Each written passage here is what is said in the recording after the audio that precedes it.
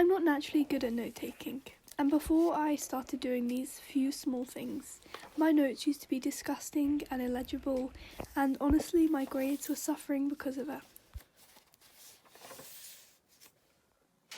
Now, with only a few simple changes that I'll be sharing in this video, my notes are neater, take less time to write, and actually enjoyable to look at.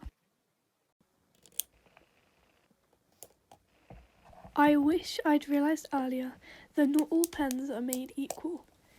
When I say that, I mean that some of them can really hinder your note-taking, and some of them can make your notes look gorgeous.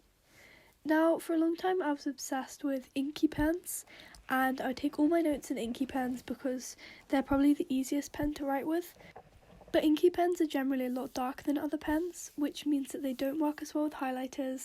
They can also bleed through the page, get on your hands, and generally smudge. So eventually I decided that if I wanted nice notes, then I was going to have to move to biro. No idea what the science of this is, but not all biros are the same. So I tried loads of different biros until eventually I found the biro that worked perfectly for me.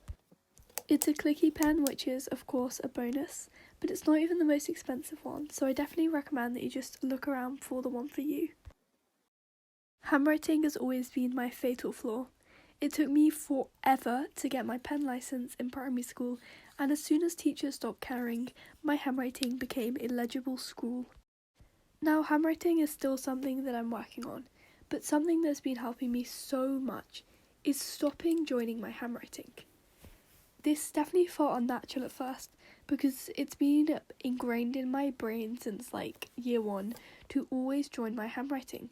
But I realised it was actually making my handwriting much worse, and the same bad habits that I'd always had were recurring again and again. But when I stopped joining my handwriting, I had to think more about what I was writing, and it took more effort at first, which made it much neater.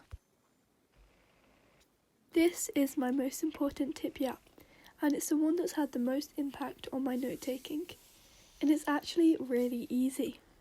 Now, I used to be obsessed with adding 1,000,000 colours to my notes because why use one highlighter when you could use 7?